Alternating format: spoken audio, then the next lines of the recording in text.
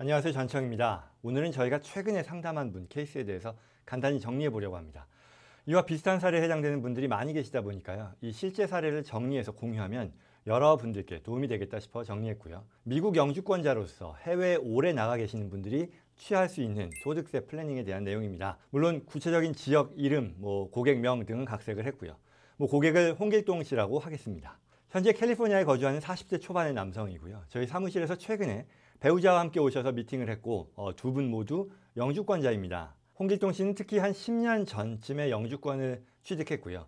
근데 이제 홍길동 씨가요, 한국의 새 직장에 스카웃이 돼서 2022년 초부터 한국으로 이주하기로 했습니다. 대략 한 30만 불 가량의 연봉을 받고 들어가기로 했고요. 좋은 조건으로 스카웃되어 들어가는 거다 보니 언제 들어올지에 대한 계획이 지금은 확정된 게 없다고 합니다. 반면 아이들과 엄마는 여기 있을 거고요. 생활비는 아빠가 한국에서 버는 돈을 붙여주는 그런 말하자면 전형적인 기러기 가족이라고 할 수 있을 텐데요. 한국에서 가족들만 보내고 아빠는 한국에 남는 보통의 경우와의 차이라면 아빠도 영주권자로서 미국에 원래 있다가 한국에 다시 돌아가서 일을 하는 그런 상황이라고 보겠죠. 아무튼 이런 상황에서요. 앞으로 이 홍길동 씨가 미국 세금 신고도 계속해서 할 텐데 이 소득세를 줄일 수 있는 방안이 어떤 게 있을지에 대한 질문이었습니다. 자, 그러면 살펴보죠. 미국의 소득세는요, 아시다시피 연방세와 주세라는 두 가지로 나뉘어져 있습니다. 연방세부터 먼저 살펴보면요, 해외에 나가서 돈을 버는 사람들이 활용할 수 있는 연방세 절세 방안에 크게 세 가지가 있는데요. 어떤 것들이냐? 첫 번째는 외국세 공제라는 게 있습니다. Foreign Tax Income Credit이라고 하고요. 두 번째는 장기 해외 체류자가 누릴 수 있는 소득 공제가 있습니다. 이건 Foreign Earned Income Exclusion이라고 합니다. 그리고 세 번째는요, 한국의 국민으로서 미국 영주권을 가진 경우 누릴 수 있는 타이브레이커라고 하는 규정이 있습니다. 각각의 내용을 간단히 살펴보면요. 첫 번째, 외국세 공제와 관련해서는요. 우선 기본적으로 세법상 미국 거주자일 경우에는 전 세계 어느 나라에서 돈을 벌건 무관하게 미국 정부는요, 과세할 권한이 있습니다. 이걸 Worldwide Income Tax라고 하는데요. 즉, 어디에서 벌던지 이 미국 정부는 세법상 미국 거주자의 소득에 대해서는 세금을 부과할 수 있다는 거죠.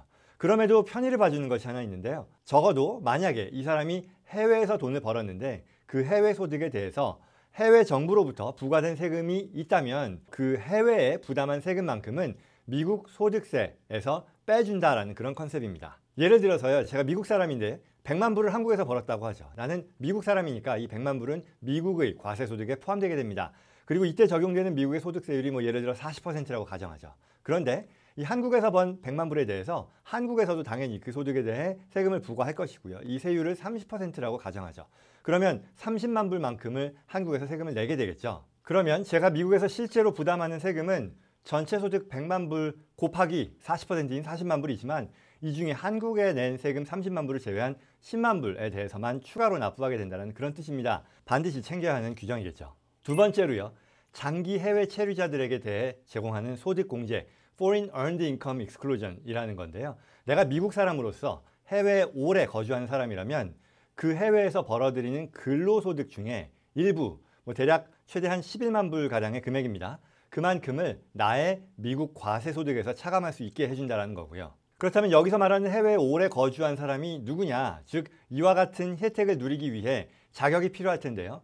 이 자격은 둘 중에 하나를 충족하면 된다고 합니다. 첫 번째는요, 아주 기계적으로 내가 1년 중에 330일 이상을 해외에 체류한 경우에 해당이 됩니다. 그리고 두 번째는요, bona fide resident in foreign country라고 해서 내가 해외에 정말 이주해서 거기에 실질적으로 거주할 그런 목적으로 이주한 경우에 해당이 된다고 합니다.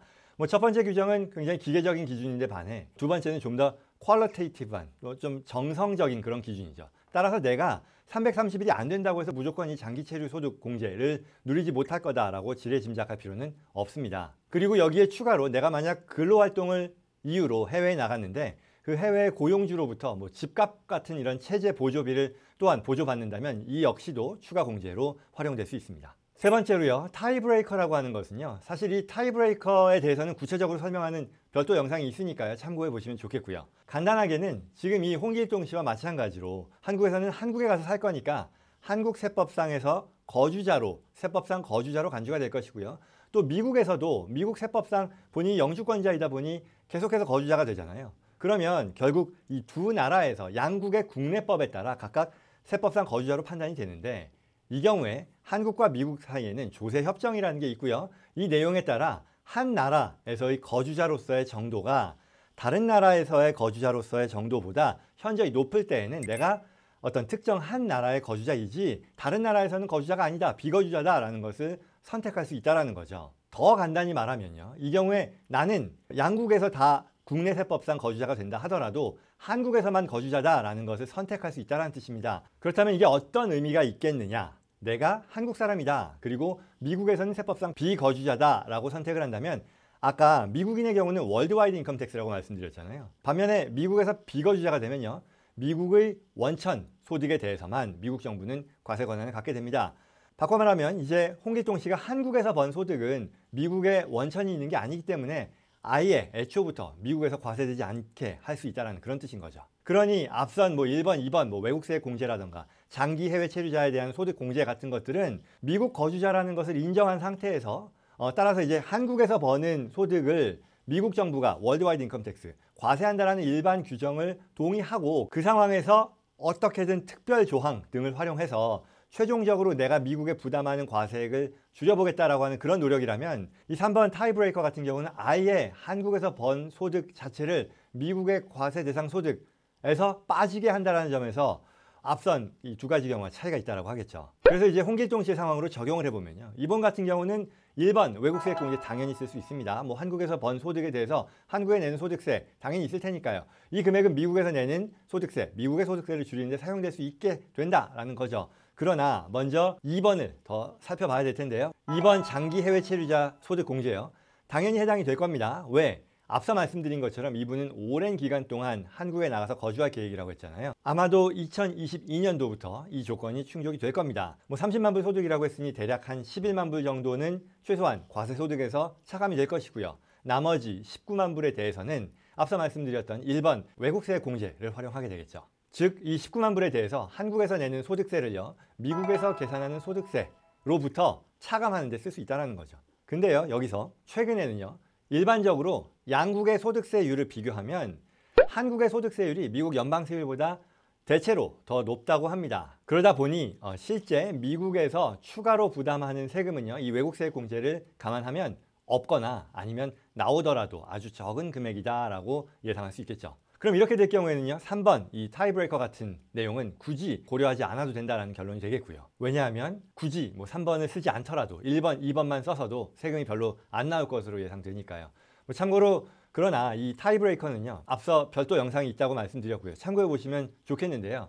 왜? 굉장히 좋은 제도이고요. 이걸 택할 경우에 영주권이 박탈되는 거 아니냐, 문제 많은 거 아니냐라는 그런 오해도 있는데 그렇지 않다는 걸 설명해 주는 그런 영상이니까요. 더 나아가서 앞서 말씀드렸던 타이브레이커를 통해 아예 한국에서 발생하는 소득 자체를 미국에서 과세 대상 소득이 되지 않게 하는데 관심 있는 분들은 꼭 보셨으면 좋겠습니다. 특히 여기 사례의 홍길동 씨는요, 근로소득만 있다 보니까 이 타이브레이커까지 가지 않아도 된다라고 했지만 예컨대 내가 한국의 부동산 양도소득이라던가 임대소득 같은 게 있을 경우에는 1번, 2번만으로는 해결이 안 될 수 있거든요. 그럴 때 3번 옵션을 살펴보는 게 꼭 필요하겠습니다. 자, 이와 같은 방식으로요, 지금 홍길동 씨가 연방소득세를 앞으로 어떻게 줄여서 최대한 덜 내게 있을지에 대해서는 설명이 되었죠. 그러나 한편으로는 한국에 이제 나가시잖아요. 그래서 하나은행이다, 국민은행이다, 금융계좌를 열게 되면 앞서 말씀드렸던 이런 소득세 플래닝과는 무관하게 이 한국에서 여는 금융계좌에 대해서는 미국 정부의 이 해외 계좌 신고 의무라는 게 있죠. 따라서 이런 부분들에 대한 정보 보고를 매년 해야 한다는 것 잊지 말아야겠습니다.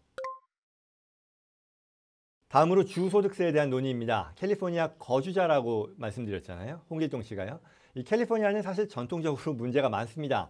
기업하기 어려운 주이기도 하고요. 또 개인소득세율도요, 타주에 비해 굉장히 높습니다.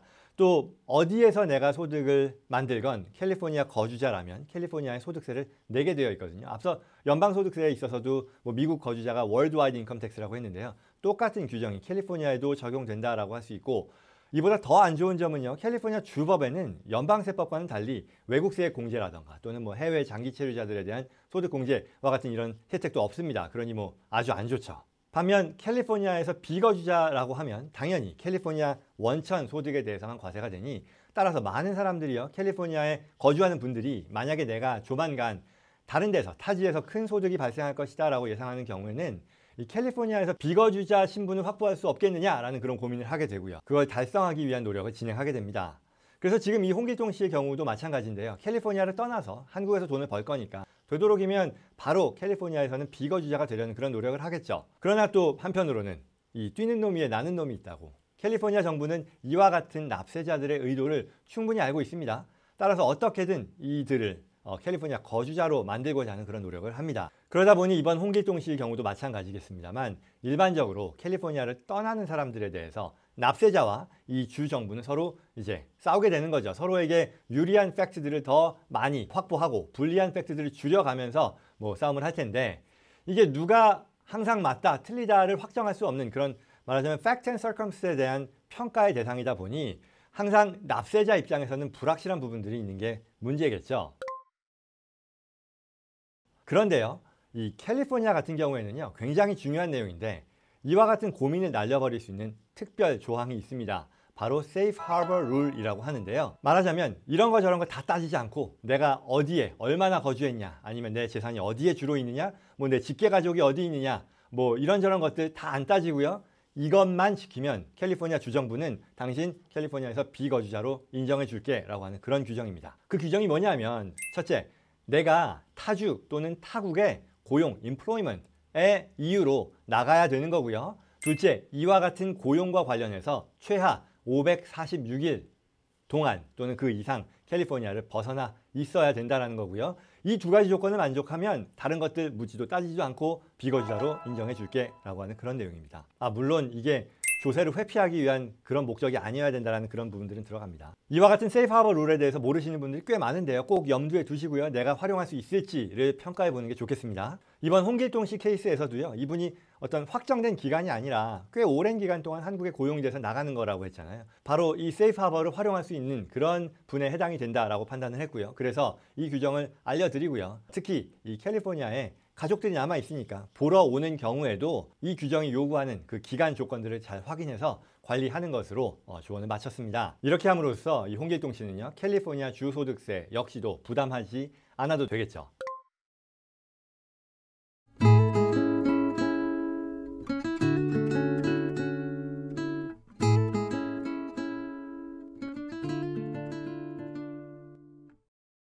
이상 오늘 준비한 내용이었습니다. 해외로 파견 나가는 영주권자들의 소득세 플래닝에 대해서 사례를 통해 살펴봤고요. 비슷한 케이스에 해당되는 분들께서 잘 활용하실 수 있기를 바라겠습니다. 물론 이보다 더 복잡한 케이스들 당연히 있을 겁니다. 그런 분들은 미리미리 전문가들과 플랜을 해서요. 그에 맞게 대비하고 진행하시는 게 좋겠습니다. 영상 도움이 되었기를 바라고요. 저는 다음 시간에 찾아뵙겠습니다. 고맙습니다.